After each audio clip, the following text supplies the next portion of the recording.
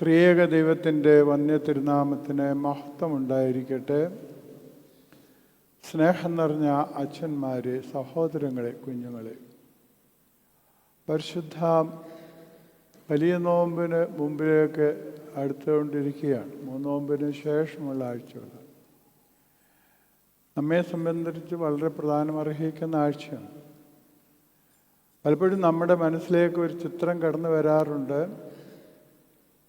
3 നോമ്പിനും 50 നോമ്പിനും ഇടയിലുള്ള 18 ദിവസം ഇഷ്ടം പോലെ ജീവിക്കാം. അതുപോലെ തന്നെ ഈസ്റ്ററിന് ശേഷമുള്ള ഒരാഴ്ചയും ഇഷ്ടം പോലെ ജീവിക്കാം. നമ്മുടെ വിചാരം നോമ്പ് ഈ ദിവസങ്ങളിൽ ഇല്ലാത്തതുകൊണ്ട് അത് എങ്ങനെയും ജീവിക്കാനുള്ള സഭയുടെ അനുമതിയാണ്. അല്ല, രണ്ടും രണ്ട് വലിയ ഒരുക്കങ്ങളാണ്. ഒന്ന്, മണവാളൻ കൂടെയുള്ളപ്പം കുറച്ചും കൂടി വിശുദ്ധിയോടെ ജീവിക്കണം ഈസ്റ്ററിന് ശേഷം. ഇപ്പോൾ 3 നോമ്പിലെ 3 നോമ്പ് കഴിഞ്ഞിട്ട് 50 നോമ്പിലേക്ക് ഒരുക്കത്തിൻ്റെ കാലം. നോമ്പില്ലെന്നും പറഞ്ഞ് നമുക്ക് എങ്ങനെയും ജീവിക്കാം എന്ന് സഭ കൽപ്പിച്ചിട്ടില്ല. ഇത് വലിയൊരു ഒരുക്കത്തിൻ്റെ കാലഘട്ടമാണ്. എങ്ങനെയാണ് 50 നോമ്പ് നോക്കേണ്ടതെന്ന് പിതാക്കന്മാർ പഠിപ്പിച്ചു എന്നതിനെക്കുറിച്ച് ഓർക്കുന്ന ആഴ്ച. ഈ 2 ആഴ്ചയിലും നമ്മുടെ മനസ്സിലേക്ക് കയറി വരുന്ന ചിത്രം വാങ്ങിപ്പോയവരും ജീവനുള്ളവരും കർത്തൃഗാത്രത്തിൽ എങ്ങനെയായിരിക്കുന്നു എന്നുള്ളതായ ഒരു ചിന്ത നമ്മളിലേക്ക് രൂഢമൂലമാക്കേണ്ട സമയമാണ്. എങ്ങനെയാണ് ജീവനോട്ടിരിക്കുന്ന മരിച്ചവർ കർത്തൃ? നമുക്കറിയാം, താബോർ മലയിൽ കർത്താവ് പ്രത്യക്ഷപ്പെട്ടപ്പോൾ അവിടെ ജീവനുള്ളവരുണ്ടായിരുന്നു, വാങ്ങിപ്പോയവരുണ്ടായിരുന്നു, ഉടലോടെ എടുക്കപ്പെട്ടിട്ടുണ്ടായിരുന്നു, മലാഹമാരുണ്ടായിരുന്നു, പരിശുദ്ധത്വമാണ്. ആ ഒരവസ്ഥയാണിത്. ഇത് നമ്മുടെ മനസ്സിലുണ്ടാവണം. ഇന്നത്തെ വായനയിൽ വായിച്ചത് വിശുദ്ധ യോഹന്നാൻ ശ്ലീഹ എഴുതിയ നമ്മുടെ കർത്താവിൻ്റെ സുവിശേഷം 15-ാം അധ്യായം 1 മുതലുള്ള വാക്യങ്ങളാണ്. കർത്തൃഗാത്രത്തെക്കുറിച്ച് പരിശുദ്ധ പൗലോസ് ശ്ലീഹ പറയുന്ന ഒരു കെട്ടിടം പണി പോലെയാണ്. എന്നാൽ അതിനേക്കാൾ കുറച്ചും കൂടെ വ്യക്തമായ രീതിയിൽ മനസ്സിലാക്കുവാൻ തക്കവണ്ണം നമുക്ക് മനസ്സിലാവുന്ന ഒരു ഉപമയാണ് അവിടെ. യോഹന്നാൻ ഒരു ഉപമ മാത്രമേ പറഞ്ഞിട്ടുള്ളൂ. അതിനകത്ത് പറയുന്നു, ഞാൻ സാക്ഷാൽ മുന്തിരിവള്ളിയും എൻ്റെ പിതാവ് തോട്ടക്കാരനുമാണ്. നിങ്ങൾ കൊമ്പുകളാണ്. ഈ മുന്തിരിവള്ളിയിലെ കൊമ്പ് ആണ് ഞാനും നിങ്ങളും എന്നുള്ള കാര്യമാണ് അവിടെ സമർപ്പിക്കുന്നത്. അതായത് കർത്തൃഗാത്രത്തിലെ നമ്മുടെ കർത്താവിൻ്റെ ശരീരത്തിലെ അവയവമാണ് ഞാനും നിങ്ങളും എന്നോർക്കണം. ഈ ത്രിനോസിന് ഒരു പര്യായം, പല പര്യായങ്ങളിലും ഉള്ളതിൽ ഒന്ന് ഗോകുൽഥാന, ക്രൂശിൻ്റെ ചുവടാണ്. ഈ ചുവട്ടിൽ നമ്മൾ ആരെയും നിർത്താറില്ല. ഈ അങ്ങോട്ടുള്ള വഴിയിൽ ഇവിടെ മുൻപിൽ നിൽക്കുന്നത് സഭയ്ക്ക് വേണ്ടി മാതാവാണ്. ആ മാതാവാകുന്ന സഭയുടെ പ്രതിനിധിയുടെ ബന്ധപ്പെട്ട് വരുന്നവരാണ് ഞാനും നിങ്ങളും എന്നുള്ള കാര്യം ഓർക്കണം. കാരണം മാതാവിൻ്റെ സ്ഥാനം കുരിശിന് മുകളിലല്ല എന്നത് ഓർക്കണം, കുരിശിന് ചുവട്ടിലാണ്. അത് നമ്മൾ കഷ്ടാനുഭവാഴ്ചയിലേക്ക് വായനകൾ വായിക്കുമ്പോൾ, കർത്താവിൻ്റെ ക്രൂശാരോഹണ സമയത്തെ വായനകൾ വായിക്കുമ്പോൾ കാണും.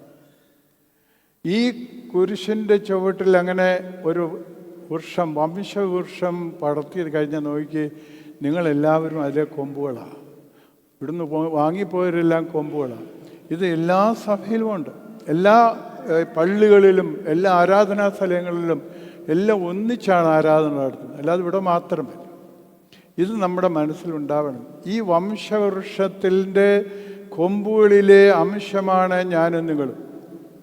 ഇവിടെ മുമ്പിൽ നിർത്തുന്ന 3 സമയമുണ്ട്. ഞാൻ എപ്പോഴും അത് പറയുന്നതാണ്. ഒന്ന്, മാമോദിസായിൽ വെട്ടിയൊട്ടിക്കുന്ന സമയം, പിന്നെ അവിടെ ഒരു ഇലച്ചിലുണ്ടാകുന്ന സമയം, കുടുംബമാകുന്ന സമയം, 3-ാമത് കടന്നു പോകുന്ന ഇല പൊഴിയുന്ന സമയം. ഈ ഇല പൊഴിയുന്ന സമയത്തും തണ്ട് മാറ്റപ്പെടുന്നില്ല. ഞാനും നിങ്ങളും അത് തന്നെയാണ്. ഞാൻ വാങ്ങിപ്പോയി കഴിഞ്ഞാൽ എൻ്റെ കർത്താവാകുന്ന ശരീരത്തിൽ ഒരു തണ്ടായി നിലകൊള്ളും. മാറ്റപ്പെടുന്നത് എപ്പോഴാണെന്ന് ഞാനും നിങ്ങളും പ്രത്യേകിച്ച് ഓർക്കണം. ഫലം കായ്ക്കാതിരുന്നാൽ വെട്ടി വെടിപ്പാക്കിയിരിക്കും. ഇവിടെ പറയുന്നു, എരിയുന്ന തീച്ചോളയിൽ ഉണക്കച്ചിള്ളി പെറുക്കിയിടുന്ന പോലെ എടുക്കും. ഇത് യഹൂദന്മാർ ചിന്താഗതി ഉണ്ടായിരുന്നു മുന്തിരിയെക്കുറിച്ച് പറയുമ്പോൾ. കർത്താവ് ഇസ്രായേലാവുന്ന മുന്തിരി, ആ മുന്തിരിയുടെ സ്ഥാനത്താണ് കർത്താവ്. അതുകൊണ്ട് ഞാനും നിങ്ങളും ഓർക്കേണ്ട ഒരു കാര്യം, ഞാൻ എൻ്റെ കർത്താവിൻ്റെ ശരീരമാവുന്ന ഗാത്രത്തിൽ വസിച്ച് പ്രവർത്തിക്കുമ്പോൾ അതിൽ നിൽക്കുവാൻ തക്കവണ്ണം എൻ്റെയും നിങ്ങളുടെയും ജീവിതം വിശുദ്ധിയിലുള്ളതാണെന്ന് ഓർക്കണം. എന്നുള്ളിലെന്നും വസിച്ചിടുമെന്ന് പാടുന്ന പാട്ട് നിങ്ങൾ പാടാറുണ്ട്, ഞാൻ നിങ്ങളും പാടാറുണ്ട്. എന്നിൽ അശുദ്ധനും ചേലയില്ലാത്തവനും ഉണ്ടായിക്കൂടാ. അതുണ്ടോ എന്നിരുന്ന് ചിന്തിക്കണം. എന്നിൽ അശുദ്ധനും ചേലയില്ലാത്തവനും ഉണ്ടോ എന്ന് നോക്കണം. ഉണ്ടെങ്കിൽ ചേർത്തില്ല. അവിടെ ആ മുന്തിരിവള്ളിയുമായിട്ടുള്ള ബന്ധത്തിൽ വിട്ടു. ചില തണ്ടുകൾ നിങ്ങൾ കണ്ടിട്ടുണ്ടാവും. ആ തണ്ട് വളരെയേറെ ബലവത്തായിരിക്കും. ഒത്തിരിയേറെ ശാഖകൾ അതിൽ നിന്ന് പുറപ്പെടും. ആ പുറപ്പെടുന്നതിന് തക്കവണ്ണം ദൈവത്തിൽ നിന്ന് കൃപയാർജി, ഞാനിത് ഉദ്ദേശിച്ച ആത്മീയ ഭാഷയാണ്, അല്ലാതെ സാമ്പത്തികമായ ഒത്തിരി പോഴ്ചയും ഉയർച്ചയും ഉദ്ദേശിച്ച് പറയുന്നതല്ല. അതുകൊണ്ട് ഈ 50 നോമ്പിൻ്റെ ഈ കാലഘട്ടത്തിലേക്ക് പ്രവേശിക്കാൻ പോകുന്ന സമയത്ത്, ഈ ഒരുക്കത്തിൻ്റെ കാലത്ത് എന്നിൽ നിന്ന് അശുദ്ധനെയും ചേലയില്ലാത്തവനെയും നീക്കിക്കളഞ്ഞ് ദൈവത്തിൽ വസിക്കുവാൻ തക്കവണ്ണം എനിക്കെന്ത് ചെയ്യുവാൻ കഴിയുമെന്ന് ചിന്തിക്കേണ്ട സമയമാണ്. പരിശുദ്ധ പരുമല തിരുമേനി താമസ സ്ഥലത്ത് താമസിച്ചയാളാണ് ഞാൻ 13 വർഷം. പരുമല തിരുമേനിയെ സംബന്ധിച്ചിടത്തോളം 50 നോമ്പിനുള്ള മുമ്പുള്ള ദിവസങ്ങൾ ഒരുക്കത്തിൻ്റെ ദിവസങ്ങളായിരുന്നു. അതിനു മുമ്പും ഈ നോമ്പ് എങ്ങനെ നമുക്ക് നന്നായി പ്രാർത്ഥിക്കാൻ കഴിയണം, ദൈവകൃപ വേണം. അല്ലെങ്കിൽ നിങ്ങൾ നോക്കിയേ, മുഴുവൻ അലശണ്ടയായിരിക്കും. പിശാച് കയറി വന്ന് നമ്മളെ പരീക്ഷിക്കും. അപ്പം നോമ്പ് എത്രമാത്രം ഭംഗിയായി നോക്കുവാൻ കഴിയും. എൻ്റെ പിതാക്കന്മാരും വലിയ പിതാക്കന്മാരും അവരെങ്ങനെയാണ് നോമ്പ് ഉപവസിച്ചത്. 40 കുമ്പിടിയിലിട്ട് സൂത്രപ്പണി കൊണ്ട് ഇപ്പം നമ്മൾ പലരും കാര്യം, അതൊക്കെ കർത്താവിന് അറിയാവുന്ന കാര്യമല്ലേ. പിന്നെന്തോത്തിനാ ഇതൊക്കെ? കർത്താവിനെ ഇങ്ങനെ പുകഴ്ത്തിയിട്ടൊന്നും കാര്യമില്ലല്ലോ. അവരോട് എനിക്ക് ചോദിക്കാനുള്ളത്, നിങ്ങളുടെ മക്കൾ നിങ്ങളോട് മിണ്ടിയില്ലെങ്കിൽ നിങ്ങൾക്ക് ഇഷ്ടമാകുമോ? പല അപ്പന്മാരും അമ്മമാരും പറഞ്ഞിട്ടുണ്ട്, ഞാൻ കഷ്ടപ്പെട്ട് വളർത്തി, ഒരെണ്ണം എവിടെ പോയിട്ട് ജോലി സമയത്ത് ഒന്ന് വിളിക്കത്തില്ല, അവർക്ക് നേരമില്ലത്രേ.